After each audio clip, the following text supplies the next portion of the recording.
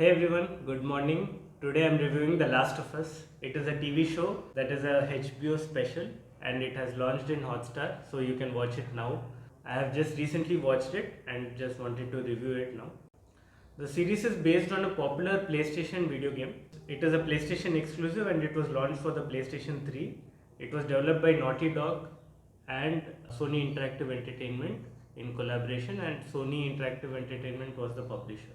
Out of the two creators that were responsible for the PlayStation game, Neil Druckmann, one of the creators, was roped in for the development of the series as well. Boy, does it pay off. The series creators are Craig Mazin and Neil Druckmann. Unlike other zombie or post-apocalyptic shows that are set long time into the future, this particular show is set in 2023 and the outbreak happens 20 years prior, in 2003 around. A mass fungal infection happens and it takes human civilization by storm. Pedro Pascal, who is famous for his Game of Thrones appearance and famous for his seasons 1 and 2 lead in Narcos, the seasons that mattered. Also starring is Bella Ramsey, who is also a Game of Thrones alum. She is very famous for one role and I'll let you guess it once. Take a moment. 2,000 years later. She plays Lyanna Mormont, the badass small girl, noble woman in the seasons 4 and 5, and then also in the final season 7 and 8. Pandemics can be caused by bacteria or viruses, as we have been taught time and again in movies and series. But this time, this series, the main premise is a fungus mutates and generates resistance for hotter environments. They infect humans.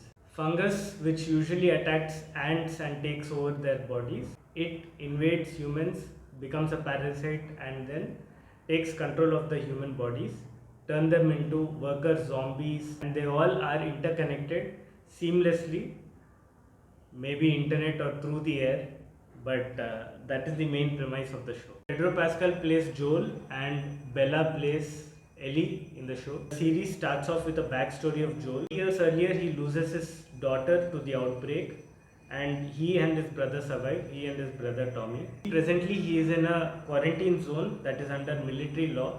He also has a partner in Tess, and they are doing odd maintenance jobs during the day, and also during the night they are doing some side small time smuggling jobs for an added income. We see that life is very hard and ruthless in the quarantine zone. One fine day we see that Joel gets a really good offer from a Fireflies leader to transport Ellie from one part of the country to the other across the states. And we later find out that Ellie is immune to the fungus, cordyceps as we call it, the name of the fungus. Fireflies is a rebel militant group that are trying hard to use this girl's immunity to create a cure or a vaccine for this cordyceps. Ellie might just be the savior that the world has been looking for. The bulk of the story revolves around how Joel and Ellie travel through the battered world, the pandemic battered world that has been left in ruins, and where infected roam around, where people are doing anything and everything just to survive yet another day. The series is a very fresh and unique take on this genre and also on video game adaptations. As you all know, Hollywood has a shitty track record of making shitty adaptations of video games for TV shows and movies. But one good point about this is that the original video game creators, one of them, Neil Druckmann, was roped in for this TV show, which worked, in my opinion, really well. And another series creator is Craig Mazin, who is famous for his Chernobyl TV show. Must watch if you haven't watched. It gets proved time and again that some people are just geniuses who can do it again and again. We get to see how Joel and Ellie are complex, grounded people and they have complex emotions, all the while their heart is in the right place. Joel is a badass, which we get reminded of throughout the runtime, and Ellie is no slouch either. She can hold her own with her handy little hand knife, a foldable knife that she has, and it also has a backstory. She also is very good with revolvers. She holds her own in sticky situations. We see how Joel is no ideal hero who keeps ideals and bigger picture above all else. He has personal motivations, very ruthless. He has several shades of grey and sometimes he's dark as hell. It's not that the series is very dark and depressing always. It shows and explores hope and redemption. It shows how in Joel's story itself, He shows how he transforms himself from the beginning to the end. In the beginning, just after his daughter's loss, he is very irritable and ruthless. But then his character arc changes, he develops while after he meets and travels with Ellie. He does not allow his past to dictate his present and the future. He also shows how even in the darkest times there is still hope. The relationship between Joel and Ellie has been developed really beautifully and with a lot of compassion. The show also navigates the philosophical dilemmas with finesse. It shows how people drop everything, even the basic tenets of humanity, just to survive, and they do anything and everything for self-preservation. Be it whatever depths the individual has to plunge down to, the person tends to choose the path that gives the best probability of survival and success in this hostile world. There are times when the people themselves are more deadly and behave like more like monsters than the monsters, the infected people themselves. The TV show is meditative and moving. My favorite episode is episode 3, Long Long Time. It shows with empathy the life of Bill and Frank. Bill is a survivalist, Frank is an artist, and it shows their love story. Juxtaposed on the pandemic ravaged world. This is the longest episode of the show, and it has almost no screen time for the main characters. Just shows the Bill and Frank story just to set up a minor plot point and some callbacks. The series has some pacing issues.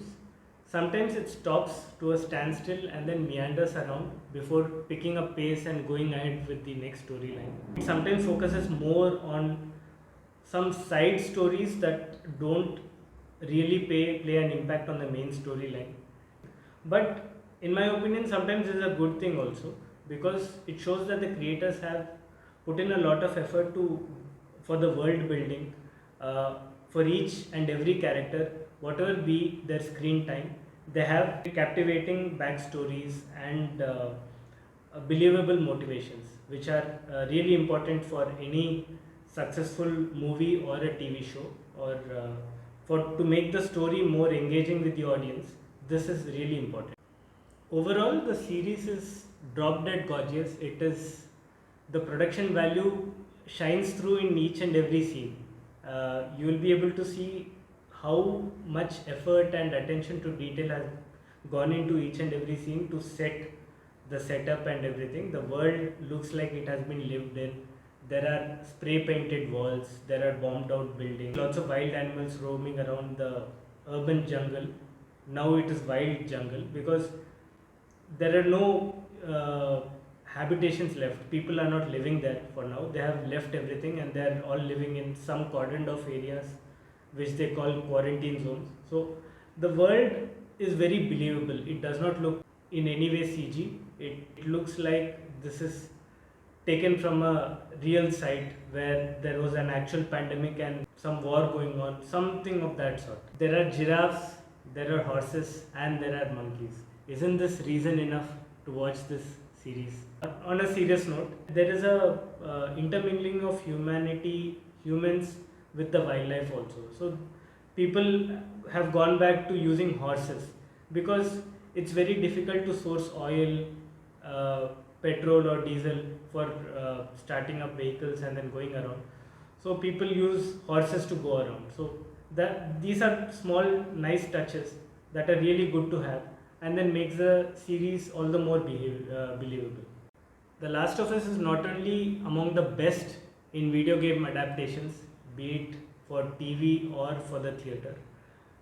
The Last of Us is also a really good TV series and probably in the top 10 of 2023, and the year is just starting. I can't wait for more. So it's a must watch, guys. It's a recommendation from me. So watch it and then let me know if it is good in the comment section. Thanks for watching, and again welcome to my channel. This is Ashok, and this is a new series that I'm trying to start. I will be reviewing the content that I watch and consume on a daily basis. I will try and cover all new movies, series, and whatever content I consume. I might even review some video games that I play. Any feedback is completely welcome. Let me know if this review was meandering or there are some places that I can tighten up, or my language is wrong somewhere. So please comment, let me know. Feedback is always welcome. Thanks a lot, guys. Thanks for watching. Bye.